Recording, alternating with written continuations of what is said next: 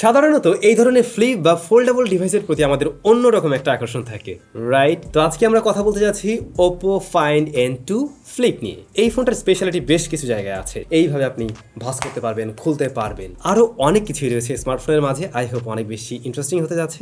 চলুন শুরু করা যাক। তো আমরা যদি এর ডিজাইনটা নিয়ে ফার্স্ট একটু বলতে চাই, যারা এই ধরনের ফোল্ডেবল বা ফ্লিপ ফোন এর আগে ব্যবহার করেননি বা এর সম্বন্ধে খুব একটা জানেন না, তাদের কাছে জিনিসটা একটু নতুন লাগতে পারে যে এইটুকু একটা ফোন, এখানে ছোট একটা ডিসপ্লে দেখতে পাচ্ছি, বিষয়টা কি আসলে হ্যাঁ, বিষয়টা যা দেখছেন তাই। এটাকে চাইলে এভাবে খুলে বড় করা যাবে। যখন আপনি এটাকে বড় করে ফেলবেন, মানে এর আনফোল্ড করবেন আর কি, তখন কিন্তু এর ডিসপ্লের সাইজটা দাঁড়ায় 6.8 ইঞ্চ, যা আমরা রেগুলার একটা স্মার্টফোনে দেখতে পাই। আর এই পাশে ছোট্ট আরও একটা সেকেন্ডারি ডিসপ্লেও রয়েছে।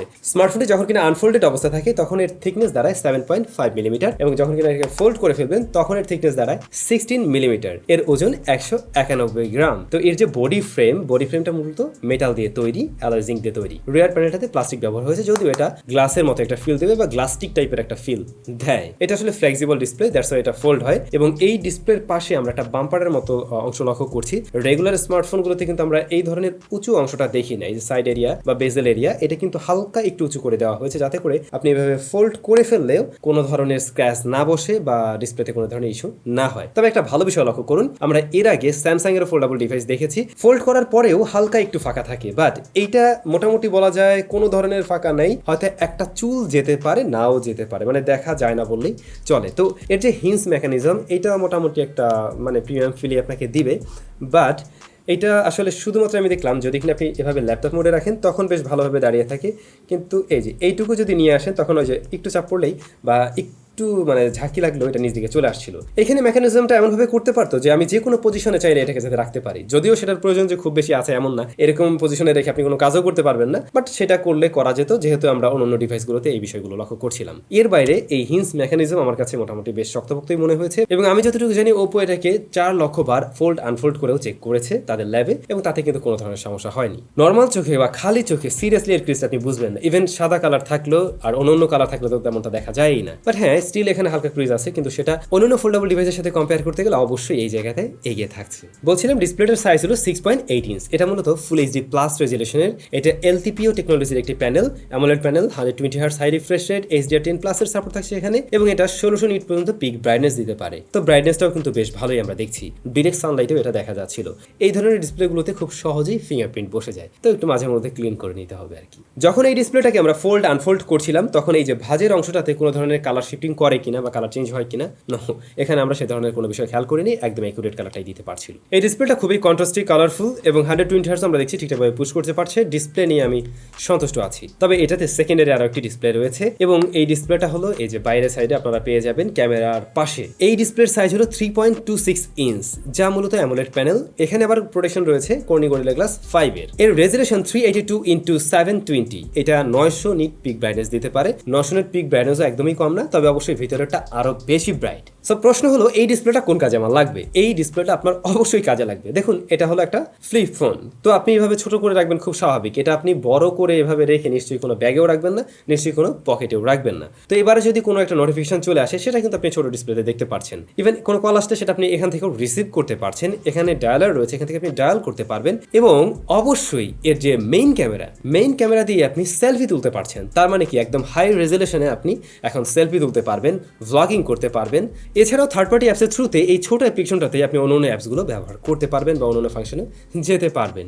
অলরাইট, ডিসপ্লে ছেড়ে আমরা চলে আসছি এর পারফরমেন্স সেকশনে। স্মার্টফোনটি রান করছে ColorOS 13 বেসড অন অ্যান্ড্রয়েড 13-এ। প্রসেসর হিসেবে রয়েছে MediaTek Dimensity 9000 প্লাস, যা মূলত 4nm এর একটি প্রসেসর, এবং স্ন্যাপড্রাগনের টপ লেভেলের প্রসেসরের সাথে কম্পারেবল বা ওই লেভেলের কাছাকাছি একটা প্রসেসর আপনি বলতে পারেন। একদম ফ্ল্যাগশিপ গ্রেডের একটা প্রসেসর আছে মানে এই না যে এটা দিয়ে উড়ে ধরে গেমিং করা যাবে। এখানে আপনারা 8GB র্যাম পাবেন, 256GB স্টোরেজ রয়েছে। হ্যাঁ, এটা দিয়ে স্টিল গেমিং করা যায়। আমরা বেশ কয়েকটা গেম প্লে করে দেখছিলাম, যেমন হাই এন্ডের যে গেমগুলো রয়েছে লাইক PUBG, COD, তারপরে হচ্ছে Asphalt 9, এই ধরনের গেমগুলো আমরা এতে প্লে করে দেখছিলাম। হাই স্টারিংসে প্লে হচ্ছে, কিন্তু আমার মনে হয় না যে এটা দিয়ে আসলে যারা কিনবে তারাই গেমিং করার জন্য এই ফোন কিনবে, এবং সেটা আমি সাজেস্ট করছি না। আর গেমিং টাইমে দেখছিলাম ফোনটা মোটামুটি ভালো হিট জেনারেট করছিল, হাতে একটা ফিল দিতে পারে, বাট পারফরমেন্সের ড্রপ কিন্তু আবার পাইনি।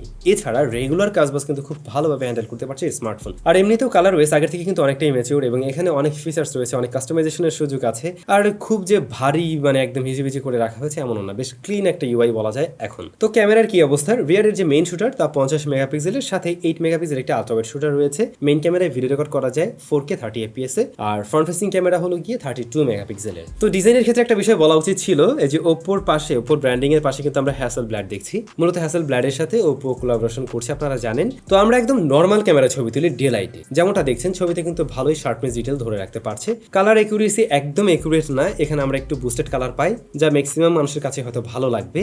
আর হিউম্যান ফেসটা পেলে পরে আমি দেখছিলাম একটু আলাদাভাবে কারুকার্য দেখায়, মানে স্কিনটা একটু সফট করে, একটু গ্লো করে, আমার যেটা মনে হলো। তবে আমরা যদি কিনা এর মেইন ক্যামেরাকে কম্পেয়ার করতে যাই একদম ফ্ল্যাগশিপ লেভেলের স্মার্টফোনগুলোর সাথে, যেগুলো রাইট নাও মার্কেটে রয়েছে, তাদের সাথে কম্পেয়ার করতে গেলে কিছুটা পিছিয়ে থাকবে। মেইন ক্যামেরা লো লাইট একটু সফট ছবি দিচ্ছিল, সেই সাথে কিছুটা কন্ট্রাস্টই হচ্ছিল, আর নয়েজ গ্রেনেড দেখাও পাওয়া যায়। বাট আপনি যদি নাইট মোডটা অন করে নেন তুলনামূলকভাবে বেটার আউটপুট পাবেন। একটু স্টাডি করে ধরে রাখতে হয়, কিন্তু নয়েজ কাট করে, সেই সাথে আলো কিছুটা বাড়িয়ে দেয় এবং মোটামুটি ভালো একটা ডিটেলে রাখার ট্রাই করে ছবিগুলোকে, যদিও তখনও কিছুটা কন্ট্রাস্টই মনে হয়েছে এর ছবি। আলট্রাওয়াইড শুটার আছে, আলট্রাওয়াইডের কালার আর মেইন ছবির কালার, মানে মেইন ক্যামেরার ছবির কালার অলমোস্ট কাছাকাছি লেগেছে আমার কাছে। ডে লাইটে আলট্রাওয়াইড শুটারটাও কিন্তু ভালো শার্পনেস ডিটেলেই ধরে রাখতে পারে, যদিও লো লাইটে মেইন ক্যামেরার মতো ততটা বেটার রেজাল্ট দিতে পারছিল না। আর এর যে ফ্রন্ট ফেসিং ক্যামেরাটা, এইটা আবার একটু ব্রাইট করে দেবে, ভালো লাইট পেলে শার্পনেস ডিটেলও ভালোই ধরে রাখতে পারে, বাট ডাইনামিক রেঞ্জে কিছুটা পিছিয়ে থাকছে যদি আমরা রিয়ারের ক্যামেরার সাথে কম্পেয়ার করি। বাট এর একটা দারুণ সলিউশন রয়েছে, আপনি ছোট্ট ডিসপ্লেতে মেইন ক্যামেরা দিয়ে কিন্তু সেলফি নিতে পারছেন, তখন একদম হাই রেজুলেশনে সেলফি পেয়ে যাবেন এবং সেগুলো তো ওই যে মেইন ক্যামেরায় যে রেজাল্ট দিয়েছে ওটাই আপনি পাচ্ছেন। ইভেন আলট্রাওয়াইডেও তখন আপনি শুট নিতে পারছেন চাইলে, অনেক সময় হয় না গ্রুপ সেলফি তোলার ক্ষেত্রে প্রয়োজন হতে পারে। তবে ফ্রন্ট ফেসিং ক্যামেরার ছবিও আশা করছি ম্যাক্সিমাম মানুষের ভালো লাগবে। এটার মেইন ক্যামেরায় ভিডিও রেকর্ড করা যায় 4K 30 fps এ, 60 fps এখানে আমি মিস করছি। তো 4K তে অফকোর্স আমরা ডিটেলটা একটু বেশি পাবো, বাট 30 fps এ শুট হবে। আর যদি 60 fps প্রয়োজন হয় তখন আপনি 1080p তে নেবেন, যদিও তখন ডিটেল কিছুটা কম মনে হয়েছে এবং হয়তো জুম করে নিয়ে ব্যবহারের উপযোগী হবে না সেই ভিডিও। ফোনটাতে স্টেরিও স্পিকার রয়েছে, লাউডনেস মনে হয় গুড এনাফ এবং ব্যালেন্স একটা সাউন্ড দিতে পারে, মানে বোথ সাইডের স্পিকার থেকে মোটামুটি একটা ব্যালেন্স সাউন্ড দিতে পারছিল, ক্লিয়ার একটা সাউন্ড পাবেন। স্মার্টফোনটিতে ফিঙ্গারপ্রিন্ট স্ক্যানার রয়েছে সাইড মাউন্টেড ফিঙ্গারপ্রিন্ট স্ক্যানার। আসলে ডিসপ্লের তলায় দিয়ে লাভও হতো না, কারণ ফোনটা তো এইভাবে ফোল্ডেবল অবস্থায় থাকবে, তখন আপনি ডিসপ্লের নিচে গিয়ে আবার চাইলে এই ডিসপ্লের নিচে হয়তো একটা দেওয়া যেত, যদি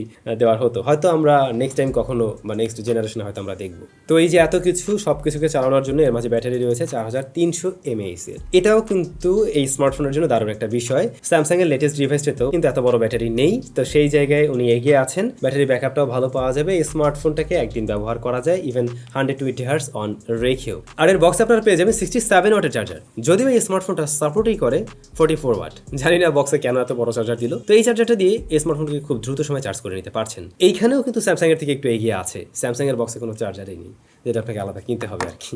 আসলে মানে কেন স্যামসাং এর সাথে কম্পারিজন চলে আসলো মার্কেটে বলতে গেলে, এইটার কম্পিটিটর এখন স্যামসাং এর ওই ফোনটাই, বা স্যামসাং এর ওই ফোনটার কম্পিটিটর এটাই। সো দাম দেখা গেছে মোটামুটি কাছাকাছি একই টাইপের, আর ফাংশনালিটি বাই ফ্লিপের বিষয়টাও অলমোস্ট সিমিলার, যে কারণে হয়তো এটার সাথে কম্পারিজন চলে আসছে। তো সব মিলে কি ওপোর ফাইন্ড N2 ফ্লিপকে চয়েস করা যায়, বা আপনি যদি আসলে এই ধরনের কোনো একটা ফ্লিপ ফোনে কিনতে চান তাহলে এইটা চয়েস করবেন কিনা? এই ক্ষেত্রে প্রথমে আপনাকে সিদ্ধান্ত নিতে হবে আপনি আসলে এই ধরনের ফ্লিপ বা ফোল্ডেবল ডিভাইস কিনবেন কিনা। যদি এই ধরনের ডিভাইস আপনার কেনার চিন্তা ভাবনা থাকে বা মনে স্থির করতে পারেন, তাহলে এইটা আপনার জন্য একটা অপশন হতে পারে, কারণ এখানেও স্টিল কিছু জায়গায় মিসিং আছে, কিছু জায়গায় কমতি আছে। কমতির বিষয়গুলো নিয়ে যদি আমি ফার্স্টেই বলি, যেমন ধরুন আমি যেটা বলছিলাম যে এটা যে কোনো পজিশনে এভাবে আমরা কিন্তু মানে হুক করে রাখতে পারছি না, তো এইগুলো থাকলে অনেক সময় অনেকের কাজে লাগতে পারে।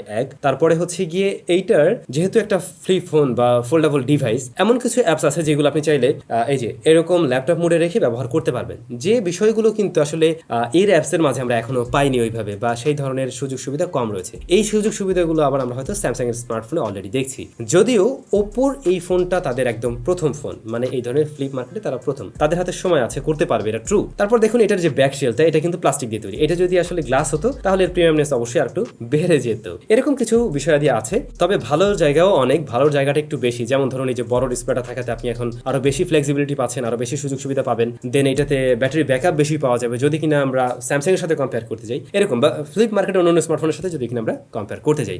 আবার যদি ক্যামেরার ব্যাপারটা কম্পারিজনে নিয়ে আসি, তখন হয়তো স্যামসাং এর ফোনটা কিঞ্চিত এগিয়ে থাকবে। এখন এই স্মার্টফোনের দাম কত? এই স্মার্টফোন রাইট নাও বাংলাদেশে পাওয়া যায় হচ্ছে গিয়ে আপনার আনঅফিশিয়াল ভাবে 1,30,000 আশেপাশে মেবি এরকম। সো এটার প্রাইস আর একটু কমলে অবশ্যই ভালো হয়, এবং আমি শুনছি এই স্মার্টফোনটা বাংলাদেশ মার্কেটে অফিসিয়ালি আসলেও আসতে পারে, যদি আসে সেই ক্ষেত্রে হয়তো এর চাইতে কিছুটা বেশি হবে এরকম আর কি। তো আপনাদের কাছে কেমন লেগেছে এই স্মার্টফোন অবশ্যই কিন্তু কমেন্ট করে জানাবেন। সবাই ভালো থাকবেন, দেখা হচ্ছে নতুন ভিডিওতে।